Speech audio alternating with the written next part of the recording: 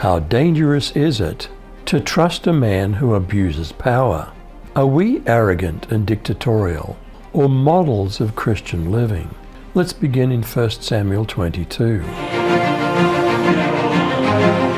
Did David find safety in a cave with a group of loyal followers?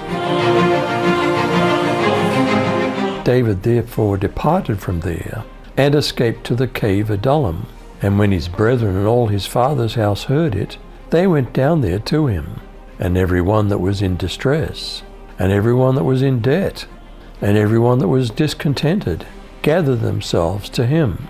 And he became a captain over them. And there were with him about 400 men.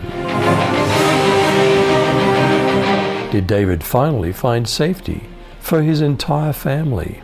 What did Gad the prophet say to him? And David went from there to Mizpah of Moab. And he said to the king of Moab, "Please let my father and my mother come and stay with you, until I know what God will do for me." Then he left them with the king of Moab, and they stayed with him all the time that David was in the fortress. And the prophet Gad said to David, "Don't stay in the fortress. Go and enter into the land of Judah." So David went and entered into the forest of Hereth. What happened when Saul discovered where David was? Then Saul heard that David and the men who were with him had been discovered. Now Saul was in Gibeah, sitting under the tamarisk tree, on the height with his spear in his hand, and all his servants were standing in front of him. Saul said to his servants, who were standing in front of him, "Hear now, you Benjamites. Will the son of Jesse really give all you fields and vineyards? Will he make you all commanders of thousands and commanders of hundreds? For all of you have conspired against me, so that there's no one who informs me when my son makes a covenant with the son of Jesse. And there is none of you who cares about me, or informs me that my son has stirred up my servant against me to lie in ambush, as it is this day." What did Doeg the Edomite tell Saul about where David had been? But Doeg the Edomite, who was standing with Saul's officials, said, "I saw the son of Jesse come to Ahimelech, son of Ahitub, at Nob. Ahimelech inquired of the Lord for him. He also gave him provisions, and the sword of Goliath the Philistine." Did Saul launch a false accusation against Ahimelech the priest?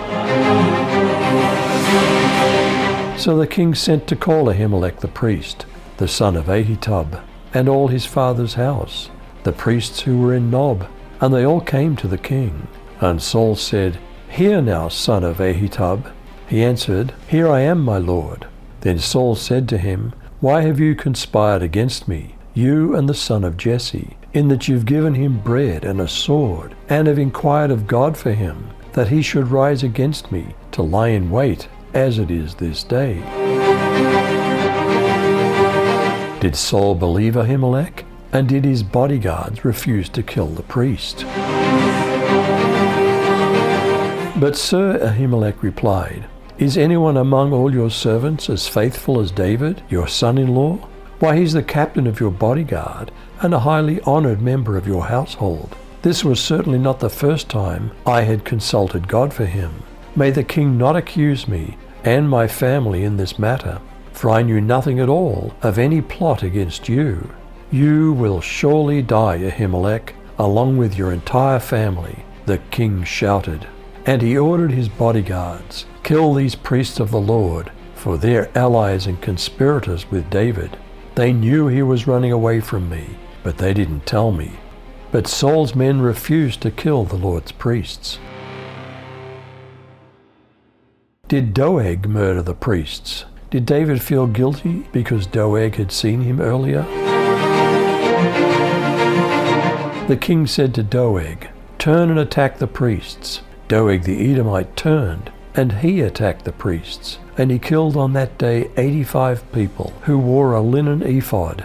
He struck Nob, the city of the priests, with the edge of the sword, both men and women, children and nursing babies, and cattle, donkeys and sheep, with the edge of the sword. One of the sons of Ahimelech, the son of Ahitub, named Abiathar, escaped and fled after David. Abiathar told David that Saul had slain Yahweh's priests. David said to Abiathar, "I knew on that day, when Doeg the Edomite was there, that he would surely tell Saul, 'I'm responsible for the death of all the persons of your father's house.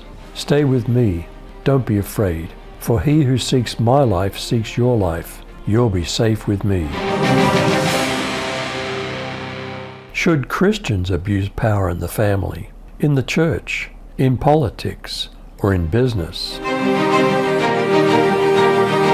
But Jesus called them over and said, "You know that those who rule the Gentiles show off their authority over them, and their high-ranking officials order them around. But that's not the way it'll be with you. Whoever wants to be great among you will be your servant." Especially in the church, how should shepherds or pastors act? Don't be bossy to those people who are in your care, but set an example for them. How dangerous is it to trust a man who abuses power? Are we arrogant and dictatorial, or models of Christian living? You decide.